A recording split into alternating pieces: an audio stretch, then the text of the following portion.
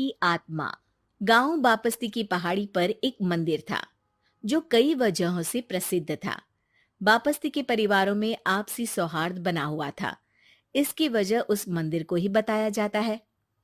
अरे ओ विमला, ये इस मंदिर की कहानी क्या है रे? अरे ये मंदिर इस गांव के लिए बहुत ही शुभ है।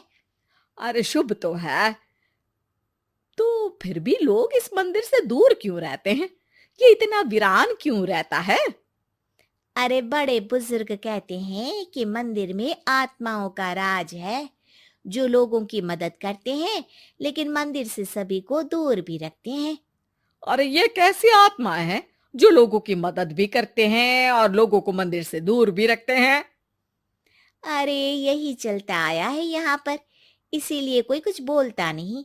क्योंकि जिसके घर में कोई भी परेशानी होती है तो बताते हैं कि इस मंदिर से उन्हें मदद मिलती है। अरे वाह, ये तो अच्छी बात है। तभी इस गांव में इतनी खुशहाली दिखती है। तभी बाहर किसी की चीखने चिल्लाने की आवाज आती है। दोनों बाहर निकलती हैं तो देखती हैं कि गांव के एक बुजुर्ग रो रहे हैं क्योंकि शहर से उन्हें कोई बुरी खबर मिली है। अरे क्या हुआ चच्चा, रो क्यों रहे हो आप? हाँ चाचा, बताओ ना, हुआ क्या? अरे क्या बताऊं बेटे, मेरा बेटा शहर गया हुआ था कमाने, लेकिन आज खबर मिली है कि उसका एक्सीडेंट हो गया। वो अस्पताल में भर्ती है। अरे तो इसमें परेशान होने की क्या बात है चाचा? जाओ शहर और बेटे का इलाज करवाओ। हाँ चाचा, विमला सही कह रही है। आप शहर जाओ और इलाज करवाओ। अरे कैसे इलाज करवाऊं, अभी पैसे नहीं है और शहर के अस्पतालों में इलाज का खर्चा लाखों में आता है। अरे चाचा, भगवान पर भरोसा रखो, कहीं ना कहीं से मदद जरूर मिल जाएगी। बस आज का दिन कैसे भी काट लो। अरे अब तो बेटा थोड़ा समय काटना भी मुश्किल होता जा रहा है। देख कमला, तू ही समझा चाचा को। अरे पैसों का कहीं ना कहीं से इंतजाम तो जरूर हो जाएगा। अरे चच्चा, जब विमला कह रही है तो थोड़ा उस पर भी भरोसा रखो। चलो आपको घर छोड़कर आ जाती हूँ। उसके बाद कमला उन बुजुर्ग को लेकर चली जाती है और विमला मंदिर की ओर चली जाती है। विमला मंदिर की सीढ़ियों पर चढ़ते हुए दूर से नजर आती है। उसके बाद वो आंखों से ओझल हो जाती है। उसी रात उस बुजुर्ग के घर के बाहर एक थैला रखा हुआ मिला।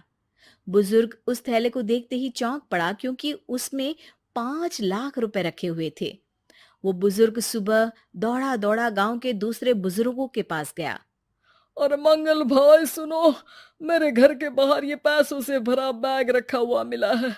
अरे किसका है ये भाई? अरे भैया, मुझे क्या पता। तभी उधर से कमला और विमला निकलती हैं। अरे बेटा सुन तो, देख ये क्या रखा हुआ था मेरे घर के सामने। कमला और विमला हैरानी से देखती हैं। अरे वाह, देख विमला, तूने कहा था ना कि कोई ना कोई मदद जरूर करेगा। अरे भगवान सबकी मदद करते हैं। ये पैसों की मदद भी भगवान ने ही भेजी है। और क्या। अब चच्चा सोच क्या रहे हो, शहर जाओ और बेटे का इलाज करवाओ। ठीक है बेटियों, जो तुम कहो। चलो निकलता हूँ शहर बेटे का इलाज करवाने के लिए। अरे विमला, एक बात तो बता, ये इन्हें मिले तो कैसे मिले पैसे? अरे मैं ना कहती थी कि ये मंदिर सबकी मुसीबतों में मदद भेजता है। अरे वाकई बड़ी पुण्य आत्मा है मंदिर में। सो तो है, लेकिन उनके बारे में लोगों को कम ही पता है। अच्छा, और तुम्हें क्या पता है? अ, जितना पता था वो तो बता दिया। ना रे ना, मैं नहीं मानती। तू कुछ तो छिपा रही है। अरे कुछ ना छिपा रही, जो पता था वो बता दिया। मंदिर से लोगों को मदद मिलती है, बस इतना ही पता है। ठीक है बाबा, अब नहीं पूछूंगी। इसके बाद उसी रात कमला चुपचाप अपने कमरे से निकलती है और मंदिर की ओर चल पड़ती है। कमला धीरे धीरे मंदिर के दरवाजे पर पहुंचती है। अंदर से हल्की हल्की रोशनी आ रही थी। इसके बाद जो वो देखती है वो हैरान रह जाती है।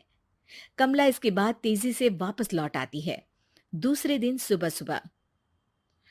अरे विमला, तू तो छिपी रुस्तम निकली। है?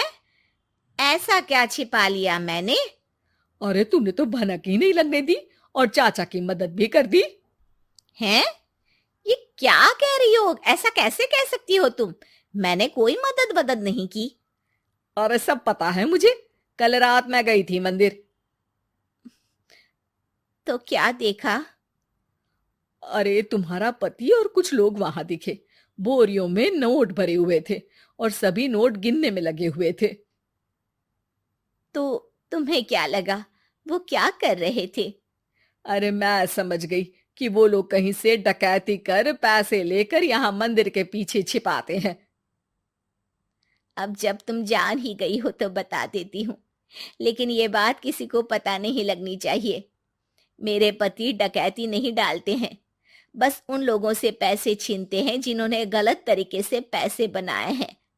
और फिर लोगों की मदद करते हैं। यही है वो पुण्य आत्माएं जो लोगों को मदद पहुंचाती है। अब समझी? हाँ, अब समझी उन पुण्य आत्माओं का चक्कर। सही है। करते रहो मदद, लेकिन सावधानी से, मेरी तरह कोई और ना पहुंच जाए।